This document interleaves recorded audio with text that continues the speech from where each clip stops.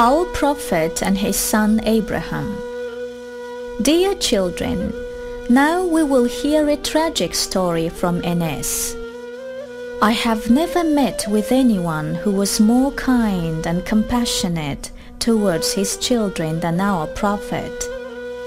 When his son Abraham was born, our Prophet was very happy and presented a gift to the person who had given him the good news. He gave everybody the news of the birth of his son Abraham like this: "Tonight my son has been born. I have given him the name of our father, Prophet Abraham." During those days, in order for children to be healthy and have a good diet, it was tradition to give them to a wet nurse. Our Prophet had given Abraham to a wet nurse called Umm-u Sayfa. Let's listen to the rest of the story from Enes.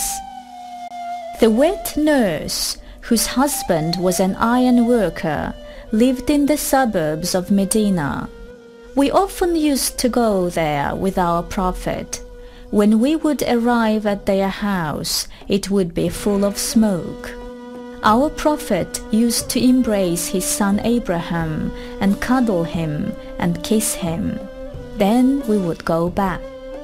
Again, one day, Enes, together with our Prophet, went to the suburb of Medina to visit his son Abraham. Let's listen to the rest of the story from Enes.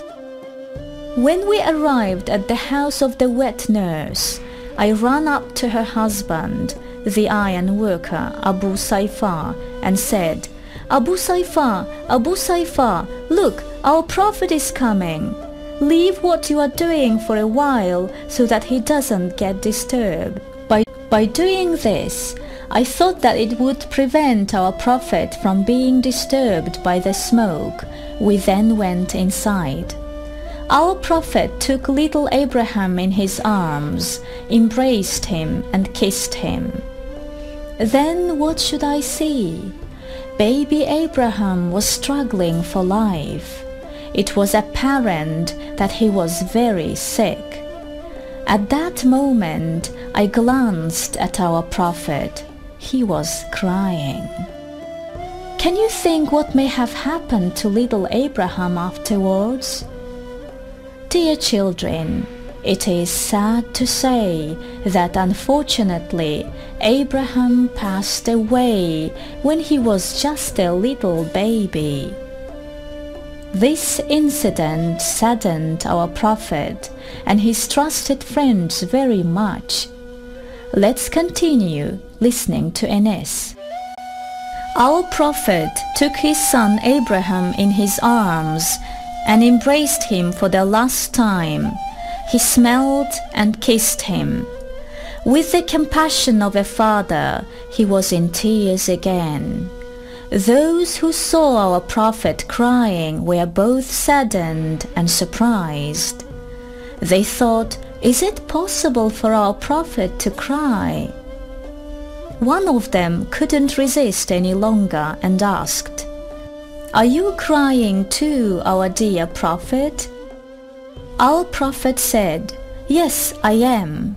I am a father too. My tears come from compassion and mercy. Our eyes cry, and our hearts become weary.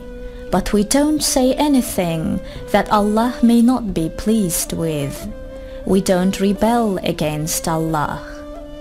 He then turned to Abraham and said, "Dear Abraham, you cannot possibly imagine how your parting from us has saddened us all." From this incident, we can see that our Prophet was a very kind and compassionate father. We also learn from him and understand that people who experience such things shouldn't rebel against Allah.